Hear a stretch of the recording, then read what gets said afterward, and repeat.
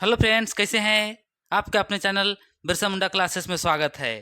तो चलिए आज हम लोग इतिहास का अगला क्लास लेकर आए हैं। तो हम लोग आज देखेंगे मगध साम्राज्य के बारे में। तो चलिए शुरुआत करते हैं। पहला क्वेश्चन आप लोग के बीच स्क्रीन में आ चुका है। चलिए सभी कोई जवाब देने की कोशिश कीजिएगा।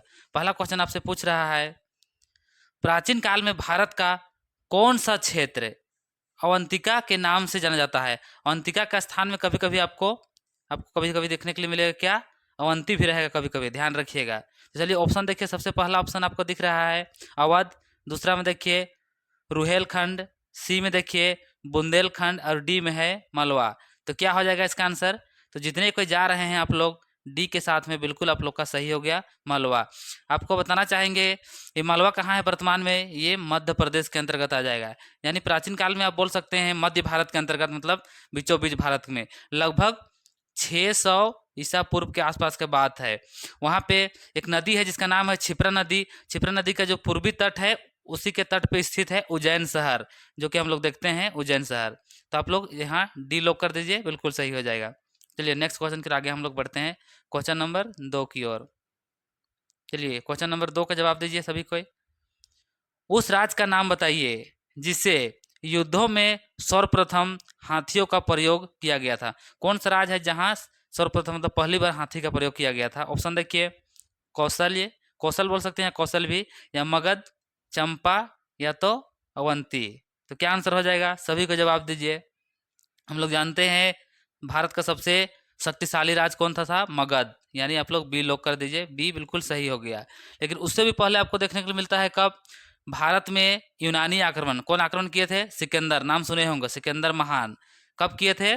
326 ईसा पूर्व में किए थे। किसके विरुद्ध? पोरस, जो कि भारत के राजा रहते हैं पोरस, उनके विरुद्ध। उसमें भी हाथी का प्रयोग किया गया था। लेकिन हम लोग जानते हैं चंद्रगुप्त मौर्य के द्वारा पूरे भारत को मतलब अखंड भारत बनाने का काम किया गया था और वो हाथी का प्रयोग किए थे। तो यहाँ आंसर आपका बिल्कुल बी हो जाएगा। आप लोग ध्यान रखिएगा, बी के साथ जाइएगा। चलिए नेक्स्ट क्वेश्चन के आगे बढ़ते हैं। Question number 3। चलिए 3 का जवाब दीजिए। क्वेश्चन नंबर 3, जब सिकंदर ने भारत पर आक्रमण किया तब मगध पर सम्राट अशोक का शासन था। देखिए आप लोग को ध्यान देना क्या है, क्योंकि जिस टाइम सिकंदर जो आक्रमण किए थे उस टाइम अशोक नहीं रहते हैं सम्राट। क्यों नहीं रहते हैं? अशोक के बारे में आप लोग जान लीजिए। ये अशोक कौन है? ये चंद्रगुप्त का बेटा रहता है, चंद्रगुप्त का बेटा। तो अशोक का सवाल ही नहीं था उस टाइम होता। तो इसका ऑप्शन देखिए। सबसे पहले कौन वंश से था? हर्यक वंश, शिशुनाग वंश, नंद वंश, या मौर्य वंश। तो यहाँ अशोक नहीं होगा, ध्यान रखिएगा, अशोक नहीं होगा। तो उस टाइम कौन था? इसका बिल्कुल राइट आंसर आपका हो जाएगा सी, नंद वंश। और नंद वंश में कौन राजा रहते हैं? जो नंद वंश का संस्थापक रहते हैं महापद्मानंद, उनका बेटा, उनका पुत्र, जिसका नाम रहता है घनानंद। ध्यान रखिएगा, घनानंद। ध्यान रखिएगा, क्वेश्चन आप लोग मिस्टेक मत कीजिएगा। हम लोग यहाँ देखे, ये जो अशोक कौन थे? यहाँ देखिए आप लोग मौर्य साम्राज्य देख पा रहे होंगे। मौर्य साम्राज्य का संस्थापक कौन रहते हैं? चंद्रगुप्त मौर्य। चंद्रगुप्त मौर्य, इनका बेटा अशोक रहते हैं, देख लीजिए। तो कहाँ से आएंगे अशोक यहाँ पे? इसीलिए। और हर्यक वंश आप लोग जानते हैं मगध में शासन करने वाला ये पहला वंश रहता है, हर्यक वंश, जिसका शासक कौन रहते हैं? बिंबिसार। ध्यान रखिएगा, बिंबिसार रहते हैं। तो अभी के लिए आप किसको लॉक कीजिएगा? सी हो जाएगा, नंद वंश। और यहाँ पर ध्यान दीजिएगा, जब सिकंदर ने भारत पर आक्रमण किया तब मगध का सम्राट अशोक नहीं, यहाँ पे क्या हो जाएगा? इसका आंसर आप लोग यहाँ कर लीजिएगा घनानंद। यहाँ पे देखिए कर दिए हैं घनानंद, ध्यान रखिएगा ताकि आपको दिक्कत ना हो। क्वेश्चन में यहाँ टाइपिंग मिस्टेक हो गया होगा, अशोक का स्थान में घनानंद कर लीजिएगा, जो कि नंद वंश से रहते हैं। किसी को कोई दिक्कत नहीं है। आप लोग को पहले भी बता दिए थे कितना ईस्वी में? 326 ईसा पूर्व में, ईस्वी नहीं ईसा पूर्व, ध्यान रखिएगा, यहाँ आक्रमण किया गया था। चलिए नेक्स्ट क्वेश्चन के आगे हम लोग बढ़ते हैं क्वेश्चन नंबर 4 की ओर। क्वेश्चन नंबर 4 आ गया है स्क्रीन में। चलिए जवाब दीजिएगा। क्वेश्चन पूछ रहा है, किस शासक ने सिंहासन पर बैठने के लिए अपने पिता बिंबिसार की हत्या कर दी थी? बताइए कौन राजा रहते हैं जो अपने पिता का हत्या कर देते हैं? पिता क्या नाम है? बिंबिसार। बिंबिसार का हत्या कर दिया जाता है। बिंबिसार कौन रहते हैं? ये हर्यक वंश के संस्थापक रहते हैं, हर्यक वंश के संस्थापक रहते हैं। तो ऑप्शन देख लीजिए, अशोक, अजातशत्रु, कनिष्क, या सिमुखा। सिमुख होता है, यहाँ आकार हो गया है। तो इसका आंसर बिल्कुल क्या हो जाएगा? अजातशत्रु, जो पहला राजा रहते हैं जो अपना पिताजी का हत्या करके शासन व्यवस्था प्राप्त करते हैं, इसलिए इसको पितृ हत्या भी बोला जाता है, मतलब पिता का हत्या करने वाला। क्वेश्चन पूछता है, ध्यान रखिएगा। तो बी लॉक कीजिए सभी कोई। नेक्स्ट फिर आगे बढ़ते हैं यहाँ पे आप लोग कनिष्क देख पा रहे होंगे, ये कुषाण वंश का राजा रहते हैं, जो कि बहुत शक्तिशाली राजा रहते हैं। और अशोक के बारे में आप लोग जानते ही हैं। तो चलिए नेक्स्ट क्वेश्चन के आगे हम लोग बढ़ेंगे। क्वेश्चन नंबर 5 आप लोग का बीच आ गया है। चलिए जवाब दीजिए इसका। नालंदा महाविहार स्थल कहाँ है? जो नालंदा महाविहार बोलिए या नालंदा विश्वविद्यालय बोलिए, कहाँ है उसको बताना है। ऑप्शन देखिए, ए में है राजस्थान, बी में असम, सी में बिहार और डी में क्या है? गुजरात। तो कौन सा हो जाएगा? बिल्कुल जितने को जा रहे हैं बिहार के साथ, आप लोग का सभी का सही है। बिहार है, बिहार में ही नालंदा विश्वविद्यालय था। नालंदा विश्वविद्यालय था। इसका स्थापना कौन किए थे बताइए? ये गुप्त वंश के राजा क्या कौन रहते हैं? कुमार गुप्त। ध्यान दीजिएगा, गुप्त वंश का संस्थापक कौन रहते हैं? श्री गुप्त रहते हैं। श्री गुप्त रहते हैं संस्थापक। और जो कुमार गुप्त रहते हैं वो बनाते हैं क्या? नालंदा विश्वविद्यालय रहते हैं उनको। और नालंदा विश्वविद्यालय को तोड़ने का काम कौन करते हैं बताइए? तोड़ने का काम बख्तियार खिलजी, आप लोग नाम सुने होंगे, जो कि एक विदेशी मुस्लिम आक्रमणकारी रहते हैं। 1199 में वो आक्रमण करके उसको तोड़ देते हैं, आग लगा देते हैं। लगभग 3 माह तक आग लगता है। वो जो लाइब्रेरी रहता है, पुस्तकालय रहता है, उसमें 3 माह तक आग लग रहता है। तो ध्यान रखिएगा ये। अभी जाइएगा अगर आप बिहार घूमने, तो बिहार नालंदा ये खंडर बन चुका है, आप खंडर को जाकर देख सकते हैं। तो चलिए सी लॉक कर दीजिए और नेक्स्ट क्वेश्चन के आगे हम लोग बढ़ते हैं क्वेश्चन नंबर 6 की ओर। चलिए क्वेश्चन नंबर 6 आ चुका है आप लोग का स्क्रीन में, सभी को जवाब देने की कोशिश कीजिएगा। निम्नलिखित में से किस विद्वान ने अजय यागत को शासक के लिए चुनौती दी थे? यानी देखिए ये एक ऋषि मुनि रहते हैं, इसको कौन चुनौती दिए थे उसको बताना है, क्योंकि अपने आप को सबसे विद्वान समझते थे। राजा जनक आप लोग नाम सुने हैं, उसके दरबार में तो वहाँ पे क्या होता था? वहाँ पे शास्त्रार्थ यानी शास्त्र का ज्ञान रखने वाले वहाँ पे कंपटीशन ले करते थे। तो जवाब दीजिए कौन थे? पहला में है घोषा, बी में है अपाला, सी में है मैत्रेयी और डी में है गार्गी। तो इसका आंसर बिल्कुल हो जाएगा क्या? गार्गी। यानी गार्गी को आप लोग लॉक कर दीजिए। ये एक लेडीज रहती है।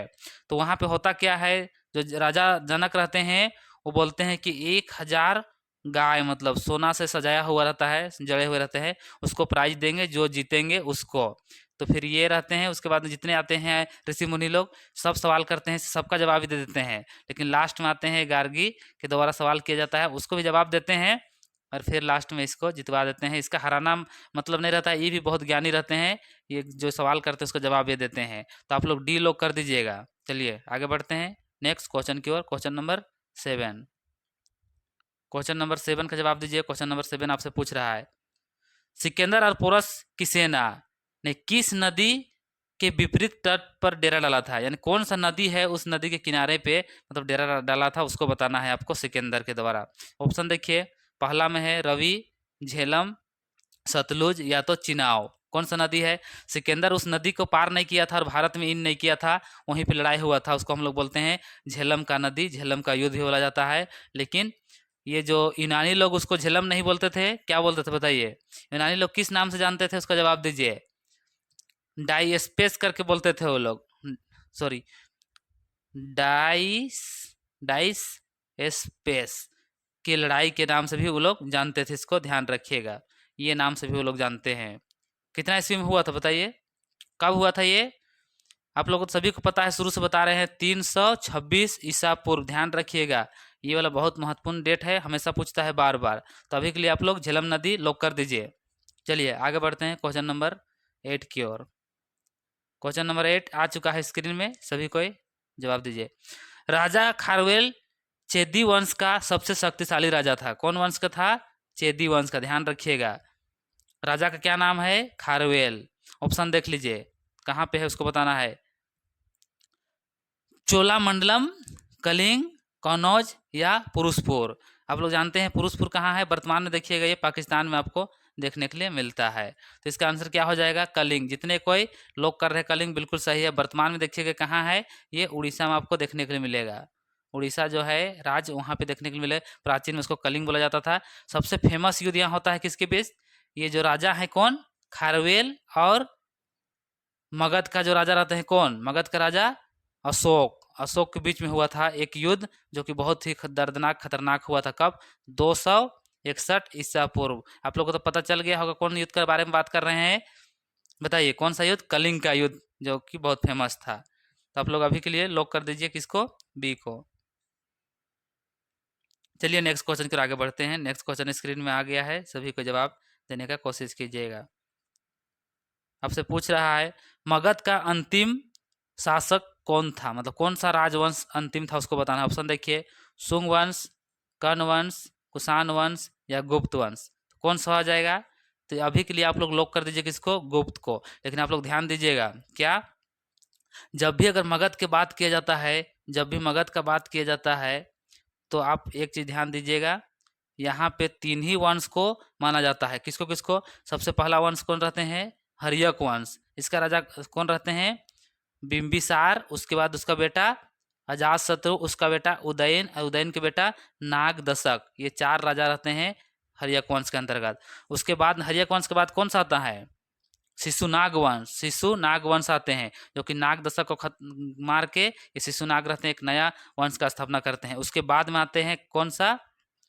नंद वंश। तो ये तीन ही वंश को माना जाता है। तो आपका ऑप्शन में नहीं है तो अंतिम वंश माना जाएगा, तो आप लोग यहाँ पे नंद वंश का जो घनानंद रहते हैं उसको भी मार सकते हैं, ऑप्शन में रहेगा तो आपका सही होगा। लेकिन इस क्वेश्चन के आधार से आप लोग डी लॉक कर दीजिए, गुप्त वंश आपका बिल्कुल सही है, क्योंकि इसके बाद फिर चंद्रगुप्त मौर्य, मौर्य वंश आ जाता है। चलिए नेक्स्ट क्वेश्चन के आगे हम लोग बढ़ते हैं। सभी को आप लोग समझ गए होंगे हम क्या बताना चाह रहे हैं। क्वेश्चन देखिए 10 नंबर, निम्नलिखित में से कौन सा शासक मगध, मतलब कौन सा शासक है मगध के उत्थान के लिए जिम्मेवार है, मतलब उसका विकास के लिए बोला जा रहा है, कौन सा राजा रहते हैं? ऑप्शन ए देखिए बिंदुसार, बी देखिए अजातशत्रु, सी देखिए बिंबिसार और डी देखिए वासुदेव। तो कौन सा हो जाएगा? हम लोग जब भी देखते हैं मगध के बारे में तो पहला वंश कौन रहता है? हर्यक वंश रहते हैं। हर्यक, हर्यक वंश, तो उसका संस्थापक कौन करते हैं, स्थापना कौन करते हैं? तो आप लोग जान जाइए, बिंबिसार के द्वारा किया जाता है। तो यही इसका उत्थान के लिए जिम्मेवार रहते हैं। इन्हीं का बेटा कौन रहता है? अजातशत्रु। इनका बेटा ये अजातशत्रु, और अजातशत्रु के बेटा कौन रहते हैं? अजातशत्रु को उदयन, उदयन के बेटा कौन रहते हैं? नागदशक। ये जो बिंदुसार देख रहे हैं ये चंद्रगुप्त का बेटा रहते हैं। तो अभी के लिए आप लोग सी लॉक कर दीजिए। जितने कोई सी के साथ जा रहे हैं आप लोग सभी सही है। चलिए नेक्स्ट क्वेश्चन के आगे बढ़ते हैं। क्वेश्चन नंबर 11 आप लोग को बीच आ चुका है स्क्रीन में, जवाब दीजिएगा। किस राजवंश ने मौर्य वंश के तुरंत बाद मगध साम्राज्य का शासन किया, मतलब कौन आया उसके बाद, मतलब मौर्य वंश के बाद शासन करने वाला राजवंश के बारे में बताना है। ऑप्शन देखिए, पहला है सातवाहन, दूसरा है सुंग वंश, तीसरा है नंद वंश और चौथा में आप लोग देख पा रहे हैं कंठ वंश। तो कौन है? हम लोग देखते हैं किसके बारे में देखते हैं, हम लोग देखते हैं मौर्य वंश के बारे में। मौर्य वंश के बारे में देखिएगा तो आपको देखने के लिए मिलेगा 322 से 21 ईसा पूर्व यहाँ उसका स्थापना हो जाता है। और कब तक चलता है ये?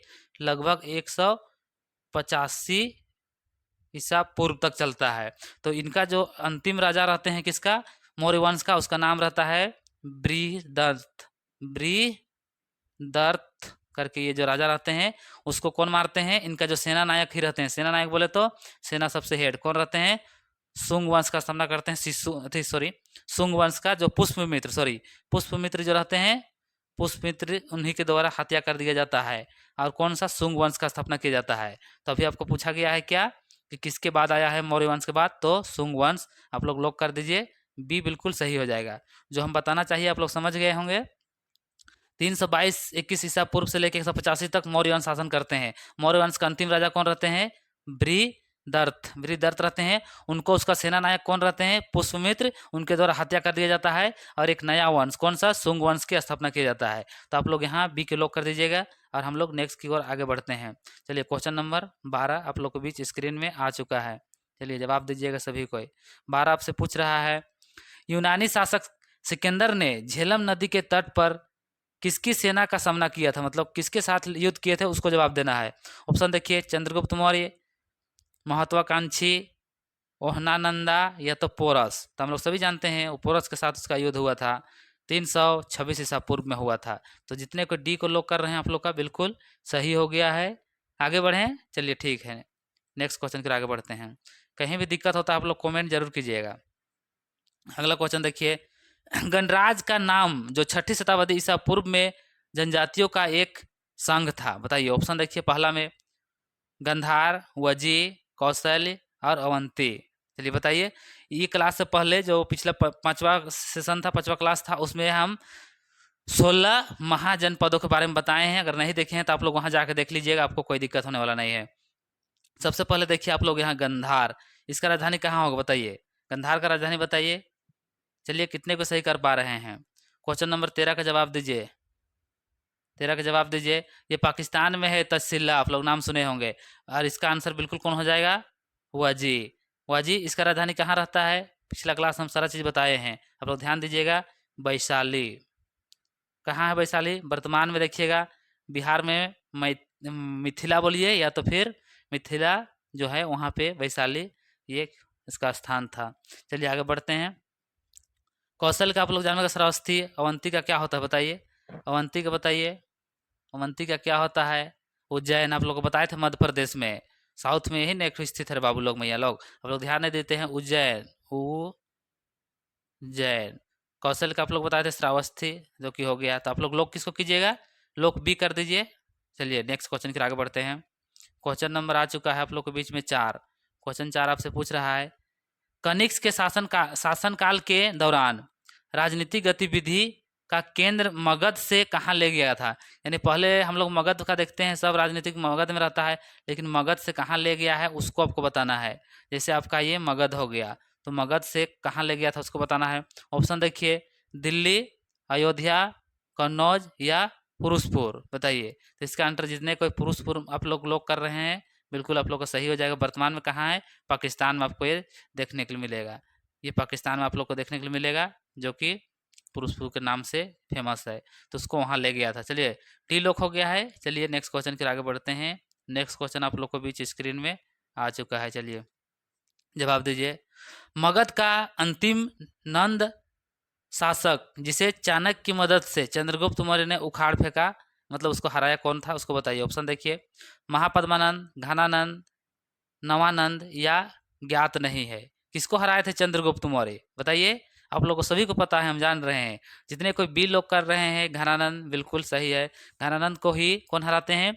चंद्रगुप्त मौर्य के द्वारा उसको हरा दिया जाता है, और एक नया कौन सा वंश आ जाता है? मौर्य वंश की स्थापना करते हैं चंद्रगुप्त मौर्य के द्वारा। तो ध्यान रखिएगा। ये क्लास कैसा लगा आप लोग जरूर बताइए, कमेंट कीजिएगा, ताकि हम अच्छा से अच्छा आप लोग का क्लास ले लाए। देखिए हिस्ट्री पॉलिटी का पूरा क्लास हम करा चुके हैं, जो कि नेक्स्ट टारगेट पीएससी क्लासेस में।